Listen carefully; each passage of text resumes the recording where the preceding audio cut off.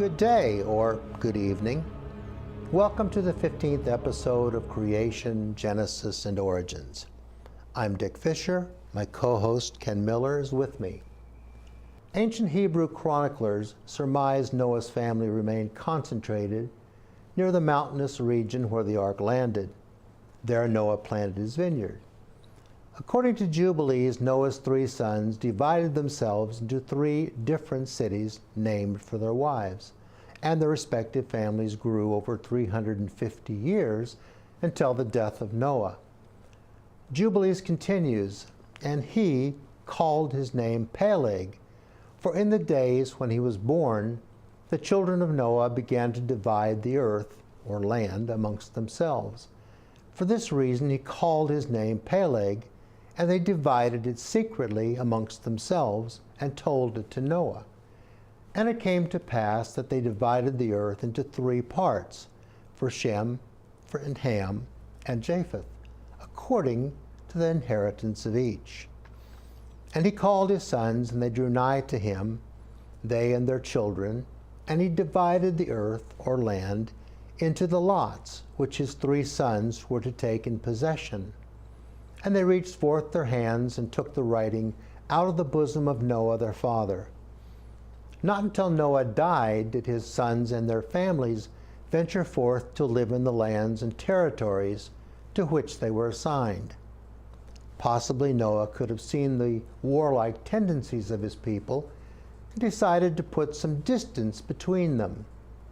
Noah trusted Shem with his testament, and he was laid to rest in the region where the ark landed 350 years earlier.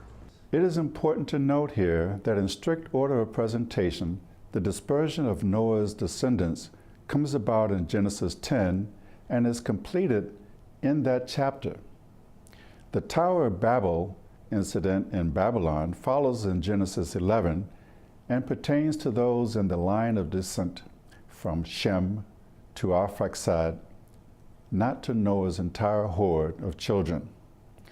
Noah's sons remained close to the ark's landing site, living in three individual cities. Quoting Louis Ginsberg, who wrote Legends of the Jews, in turn, the three sons of Noah, while they were still standing in the presence of their father, divided each his portion among his children. Noah threatening with his curse any who should stretch out his hand to take a portion not assigned to him by lot. Japheth had 7 sons, Gomer, Magog, Madai, Javan, Tubal, Meshach, and Tyrus. The geographic area of Japheth's descendants encompassed ancient peoples located west and north of Mesopotamia, who dwelled primarily in regions adjacent to the Aegean, Black, and Caspian seas. Mainly, they became additions to the Indo-European family of nations that were located from the south coast of Europe to Persia. It has been a great temptation among Bible scholars to reverse the order and send all of Noah's kin to Babylon first so they can get their languages scrambled before they scatter to repopulate the world. This, like most temptations, should be avoided. It is generally accepted that the Japhethites settled initially in the immediate vicinity surrounding the Mediterranean Sea, with some working their way into parts of northwestern Europe and the British Isles. The islands mentioned in Genesis 10 and elsewhere in the Old Testament were the islands and coastlands of the Mediterranean on the European shore, from Asia Minor to Spain. Whether they conquered the indigenous populations who had been living in these designated areas of land, or whether they found vacant land to occupy, or whether they were simply assimilated into the surrounding culture, is not known, and the circumstances may have varied from tribe to tribe. Although the initial home of nearly every grandson, great-grandson, and tribe named in the Table of Nations in Genesis 10 has been located, and we will discuss only a few of the more notable among Noah's family. Genesis 10:6 names the sons of Ham as Cush, Mizraim, Put, and Canaan. One of the popular misconceptions is that the black Africans derived from Ham's generations. Racial divides in the human race took place gradually with geographically isolated populations over an extended period of time, tens of thousands of years earlier to this point in history.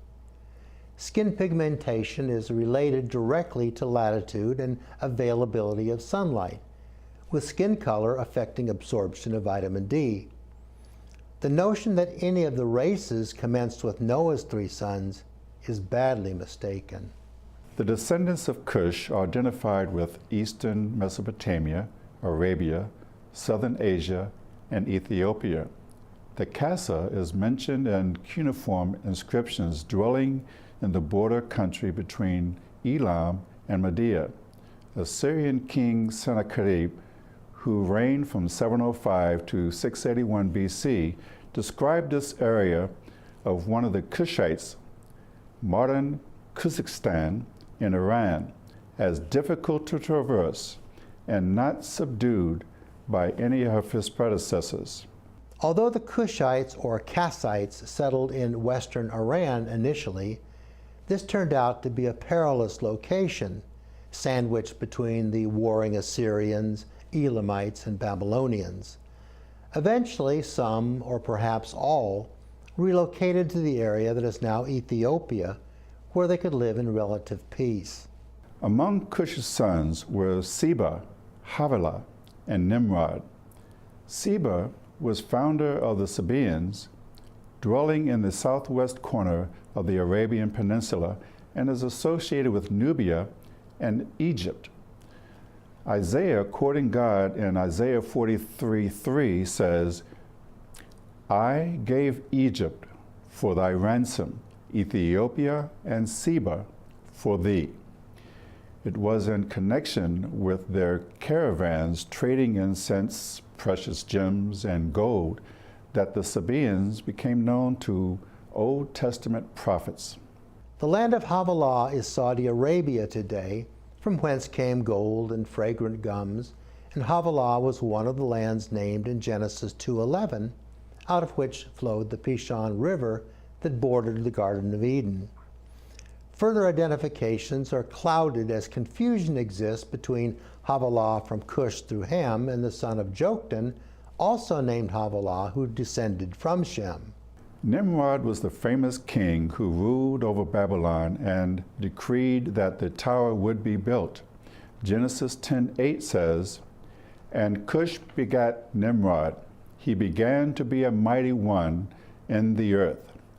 Nimrod was called a mighty hunter, and the beginning of his kingdom was Babel, and Erech, and Akkad, and Calneh in the land of Shinar.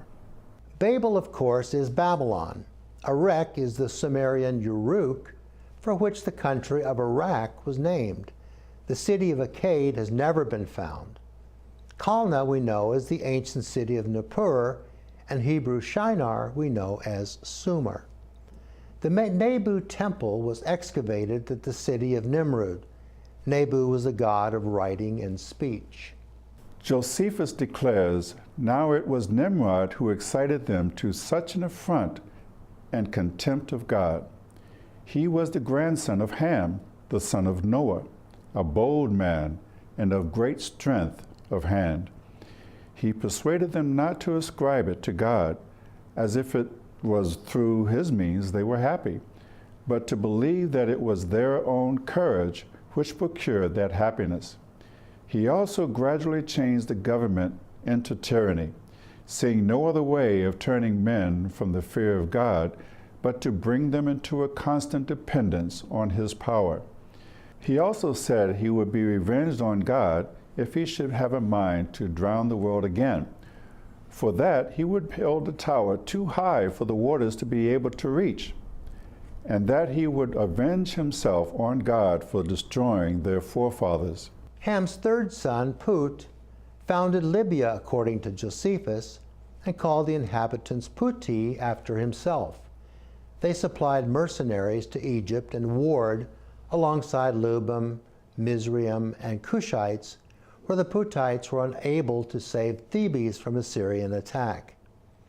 None of Put's children are named in biblical history, but in addition to the Libyans, some of his descendants may have pushed out as far as Mauritania, where even at the time of Jerome, who lived around 400 AD, a nearby river still bore the name of Put.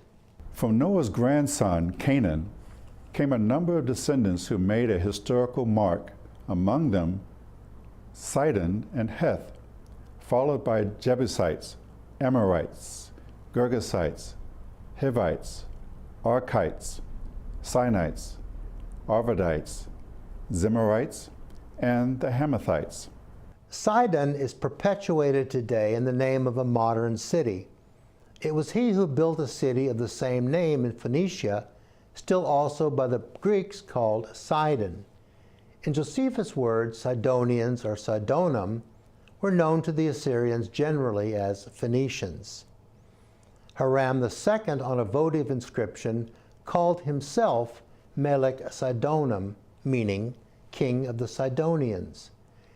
In discussing Antony and Cleopatra, Josephus remarked, "Thus he gave her the cities that were within the river Eleutherius, as far as Egypt, excepting Tyre and Sidon, which he knew to have been free cities from their ancestors." From Canaan's son, Heth, comes the name Hittite, known as the Kati to the Assyrians. Originally, in the central Anatolia, there lived an ancient people who spoke a non-Indo-European language called Hattic, or Proto-Hittite. This original language is known only by way of personal and geographical names recorded in Old Assyrian texts. Curiously, Hittite cuneiform writings were in yet another language, an Indo-European language of the Centum group. This was spoken only in the capital of the empire around Hattusis, today modern Bagazgoy, in Turkey. Although it was the official language used for recording laws, treaties, and official proclamations. The term Hittite can have at least three different applications. The Aboriginal Hattians, with their own unique language, are called Hittites, as were the so-called cuneiform Hittites, or Nessians, who lived near the capital and spoke a non-Semitic Indo-European language, and wrote in a cuneiform style borrowed from the Mesopotamians. And there were what is called hieroglyphic Hittites, who lived in the southern parts of the empire, using another Indo-European language preserved in their own style of hieroglyphics. When Hebrews and Assyrians spoke of Hittites generally, they referred to all the inhabitants of that area, plus their dependencies, regardless of language spoken or ethnic origins. Today, the word Hittite is derived from its Semitic root as a catch-all, including everyone from that region, regardless of whether they did or did not descend from Heth. The Amorites descended from Amor, residing in the land of Canaan, known as Amuru in Akkadian. The ancient city of Mari was excavated by the French, giving us a clearer picture of the earlier history of the Amorites who spoke a Canaanite dialect. Amorites remained closely associated with the Canaanites and ranged from the mountains of Judah and beyond the Jordan River in the times of Moses. Canaanites took the southeastern shore of the Mediterranean Sea. 14th century BC Amarna letters used Canaan to describe the kings of Babylon and for Egypt's Syro-Palestinian territories. In 1977, the Canaanite city of Ebla was brought to light at Tel Mardik in Syria. Dating to the Chalcolithic period, Ebla was a major trading partner with Mari and Uruk. Clay tablets excavated from Ebla revealed a cuneiform style of writing similar to that found at Shuruppak and Abu Sabalik, dating to the same period. From everything we know about the turbulent years of conflict between the Israelites and Canaanites, and judging from the areas dedicated to the descendants of Ham, the Promised Land, the land of milk and honey, was not the designated territory they were assigned. The curse upon Canaan spoken by Noah was played out in fact.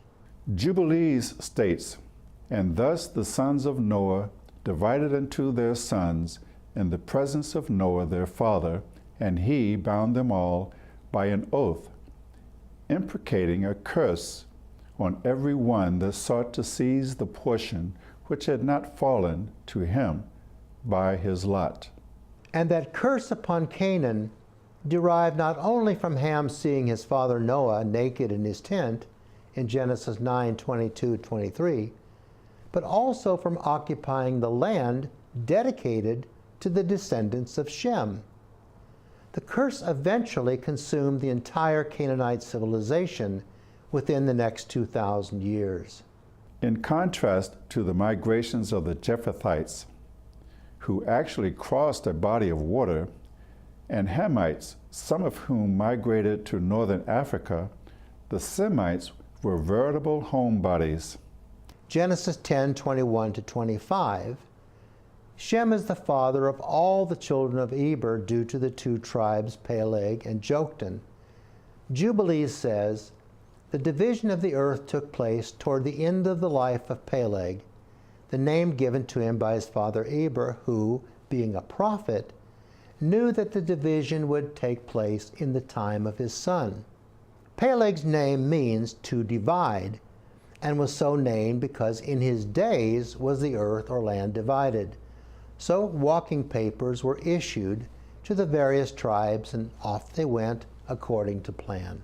From Joktan sprang Arabian tribes.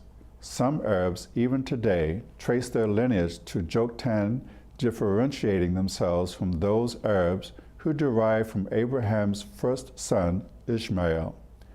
In Arab literature, Joktan is described as the ancestor of several South Arabian tribes. Elam, Asher, Arphaxad, Lud, and Aram are also the children of Shem. Elam refers to a people, Elamians, concentrated around Susa initially, the ancient capital. Elamites are accounted first as Persians speaking a non-Semitic language.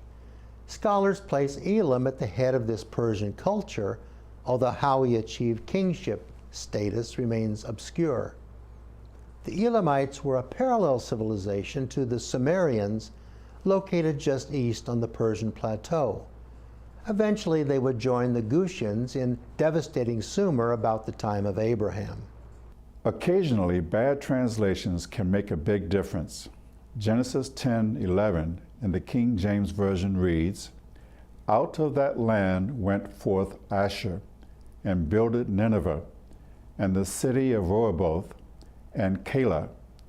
Although the NIV, ASV, and RSV all state, "Out of that land he," referring to Nimrod, "went forth into Assyria, and builded Nineveh, and Rehoboth, and Calah."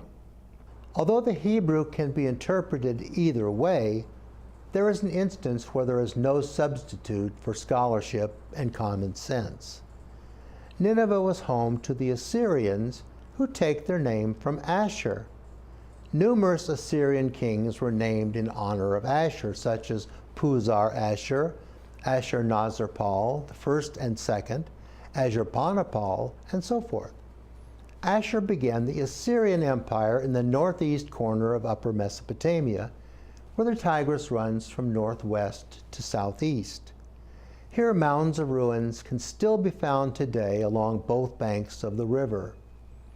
A mosque at Mosul, blown up recently by the ISIS regime, was said to contain the remains of the prophet Jonah, and Nebi Yonus is a prominent southern mound. Another significant mound is Tel Atuba, meaning the Mound of Repentance, where natives say the contrite Ninevites put on sackcloth and ashes to turn away the wrath of God. The Cambridge Ancient History adds this: "The knowledge about some of the cities buried under these mounds was never lost. that the mound of Nimrod on the east bank, close to the point where the greater Zab flows into the Tigris, was the town of Kalak, mentioned in Genesis 10:11, was told by the natives to a British representative of the East India Company who explored the site in 1820.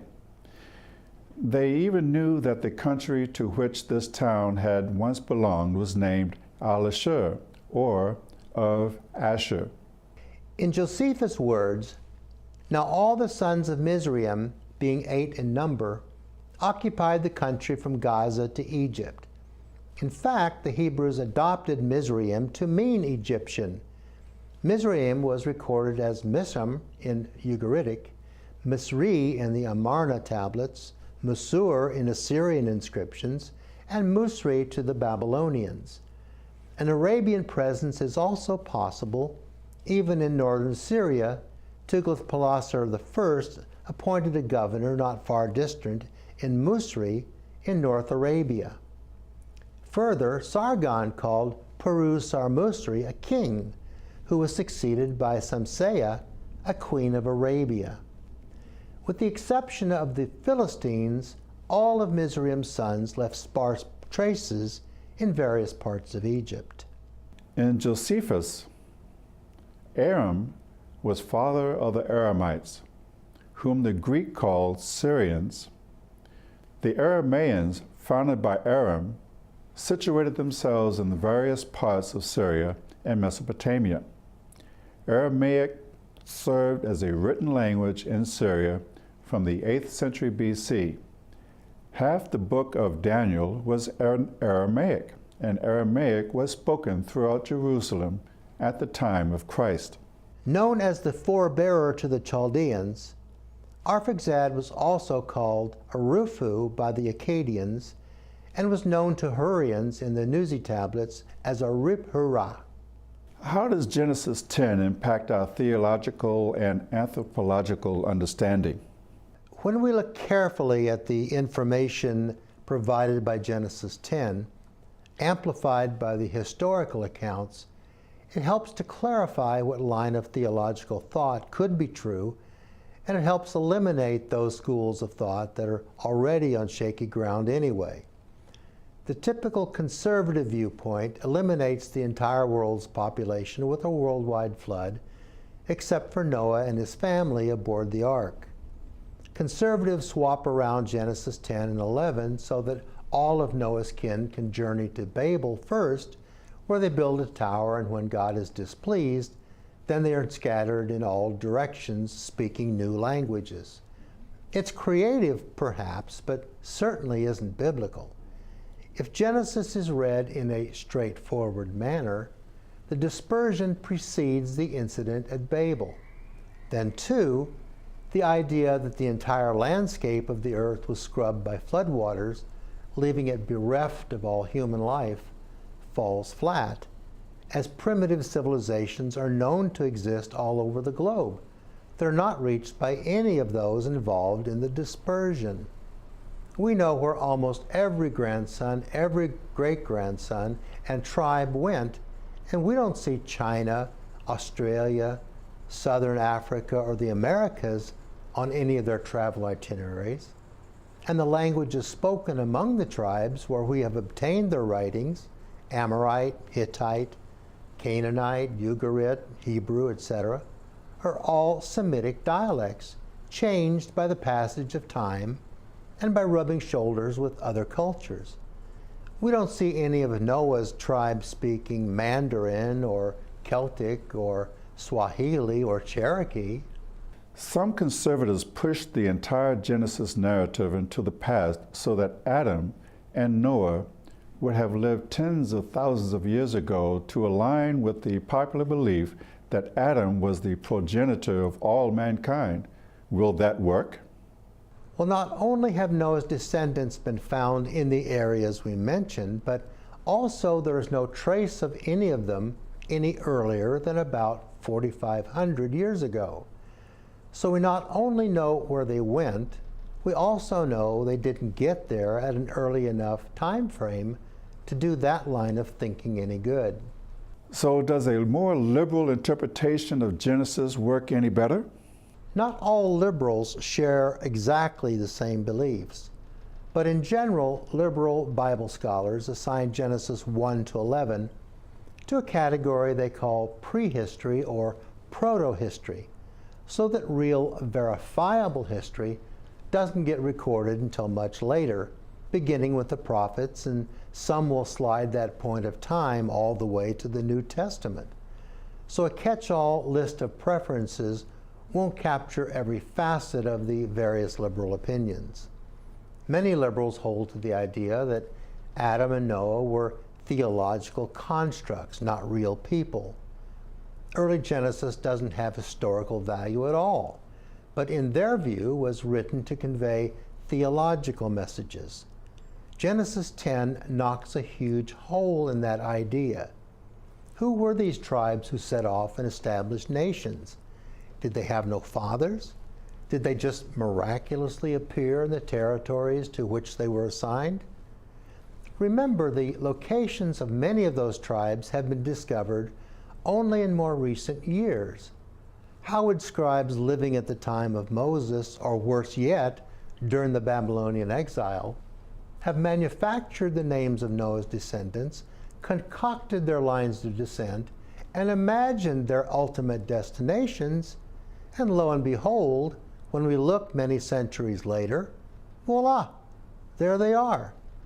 Those theological constructs are alive and breathing.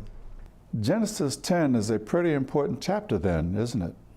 It not only affords us a look at the immediate migrations of Noah's post-flood generations, it also helps clarify what schools of thought have possibilities, and it virtually eliminates all the popular schools of thought that are prevalent today.